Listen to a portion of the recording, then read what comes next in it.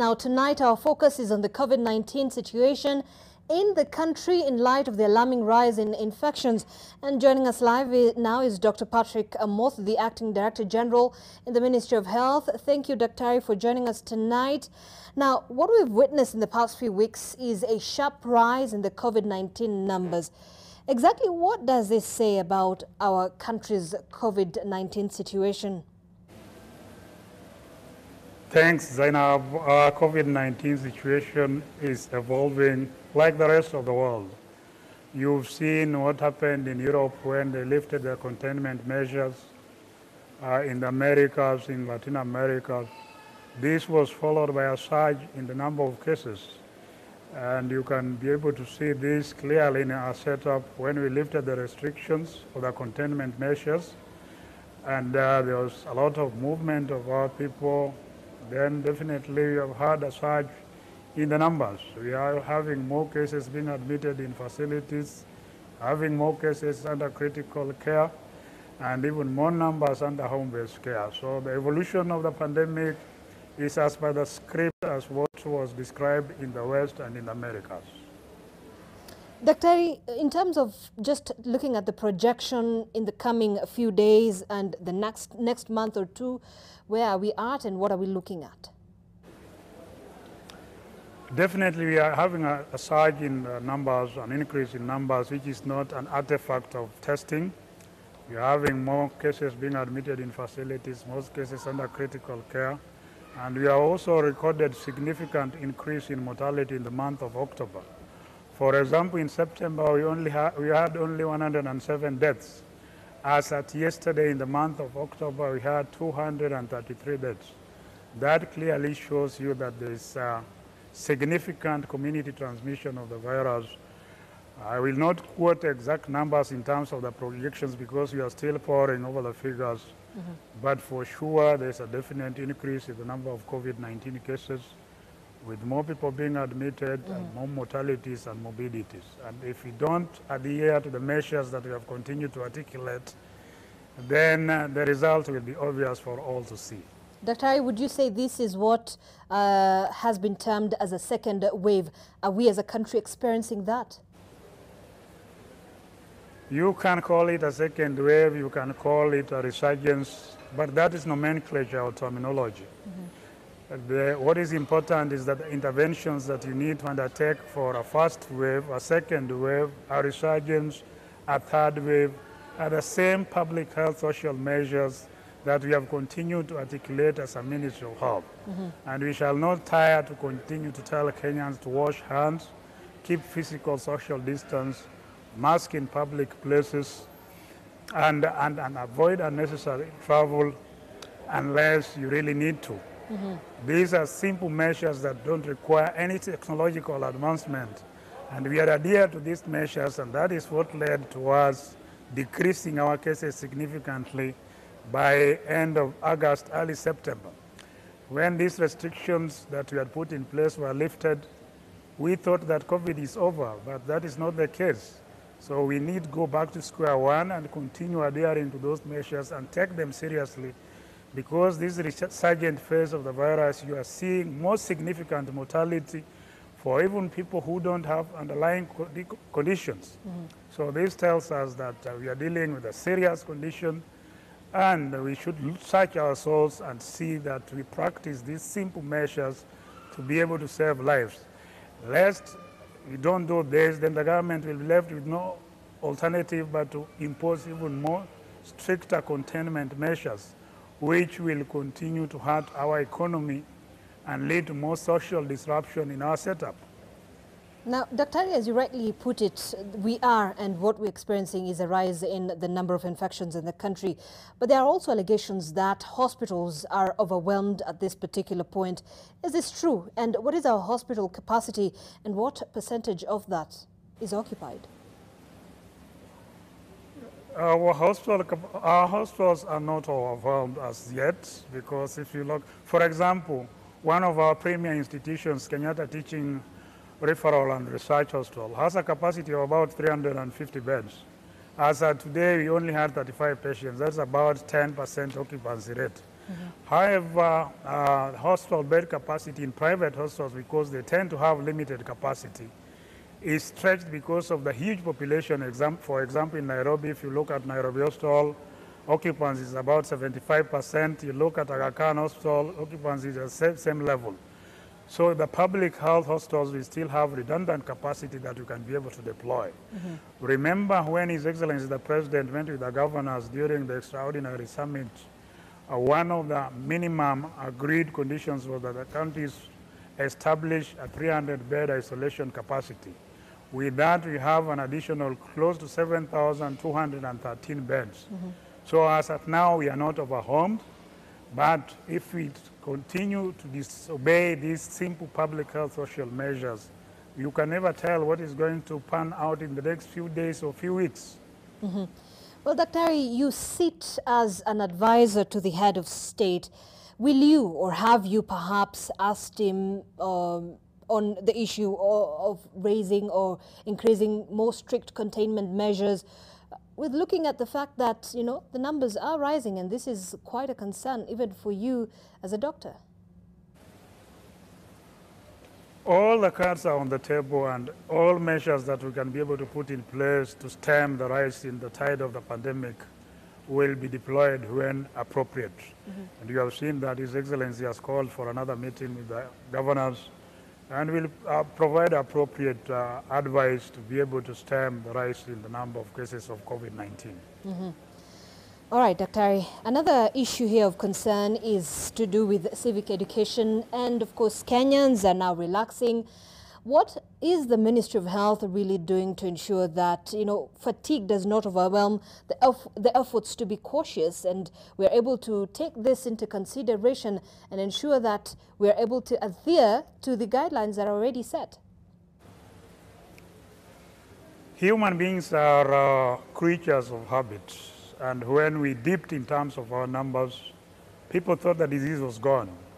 But we had continued to warn that what was experienced in the West, in the Americans, is that you tend to dip, and when you leave the containment measures, then you have a resurgence. What we need to advise Kenyans, and we continue to do this on a daily basis, is that we need to continue to deploy these simple measures. Unless we do so, the resurgence will continue. But then, Dr. Ari, we have politicians who are leading the way in disregarding these rules. Are we fighting a losing battle?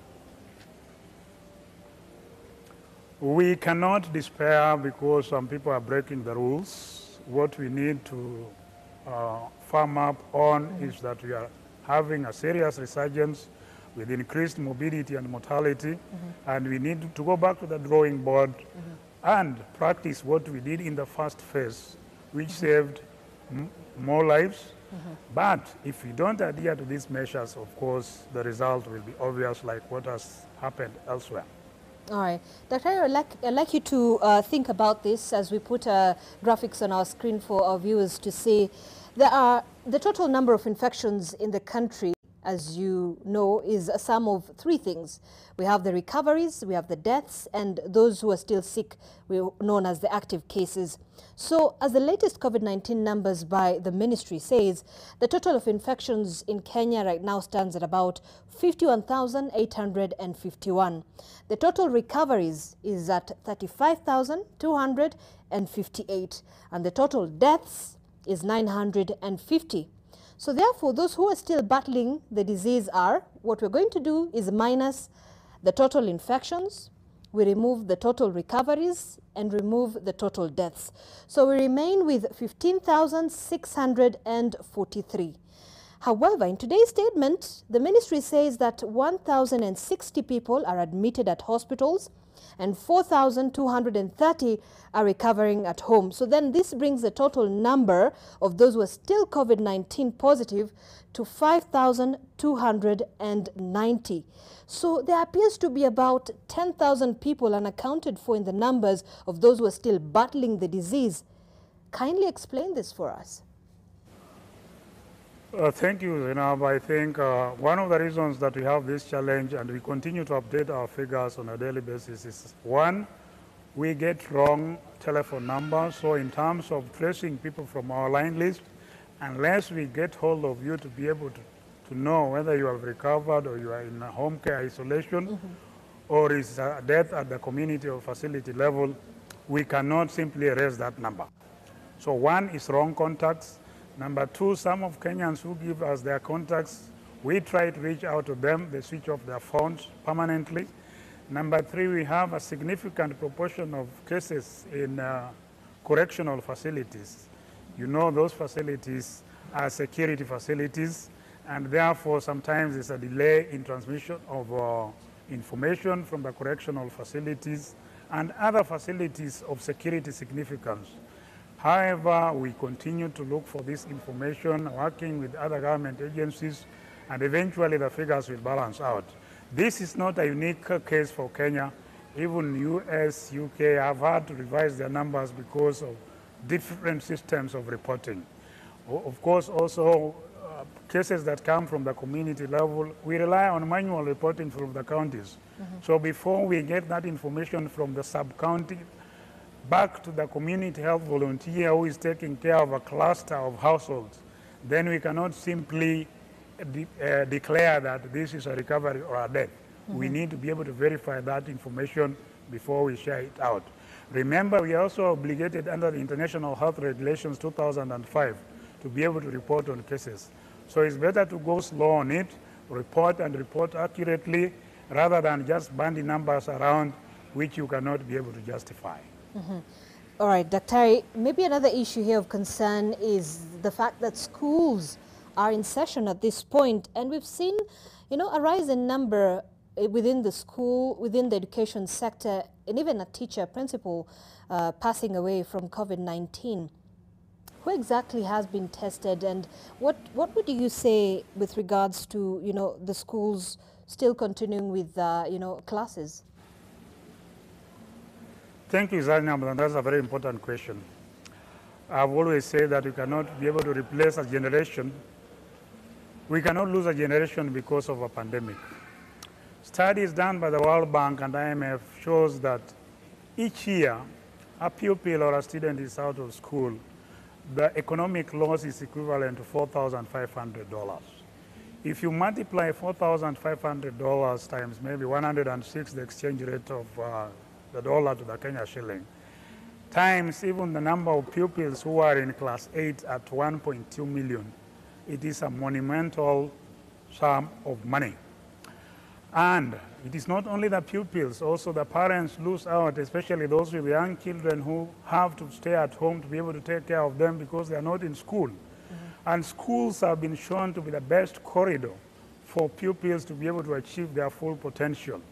When pupils and students are out of school, they suffer undue stress, they suffer depression, they suffer post-traumatic stress disorder, either due to loss of family relatives or loss of jobs by their parents and guardians. Girls especially then get teenage pregnancies. We also have child marriages, we have child labor. And for girls especially, if you have child marriages and also teenage pregnancy, it's 100% loss. Remember, most schools in Southern African states, East and Central Africa, we opened at the same time with Rwanda, DRC, the Republic of South Sudan has opened. Almost all countries in Sub-Saharan Africa have opened schools, either partially or fully. Also of note is that students 10 to 19 years tend to have the mildest form of the disease. And imaging data also shows that these people are unlikely to transmit the disease as highly as was initially postulated. So with all these factors in mind, it is our strong belief that children should be in the school corridor for their safety and development, to enable them to achieve their full potential for the economic development of this country. Not forgetting also the undernutrition, especially in ASAL areas where we have the school feeding program. Now with the loss of jobs, there's no food at home, children are undernourished, and those children, again, will never be able to achieve their full potential. COVID here is a marathon, it's here to stay for a long time. Are you going to tell me that if you have COVID for 5 years, we'll close schools for 5 years? No. We need to put measures into place to ensure the safety of children when they go back to school. All right. Thank you, Dr. Patrick Amoth there, Acting Director General at the Ministry of Health. We appreciate your time. And of course, there are still a lot of concerns with regards to the COVID-19 situation in the country. We hope to get more answers from you. However, we do not have the time at this point. But thank you so much for your time, Dr. Time for a short break here. When we come back, Julian Amboko will be bringing us the business news.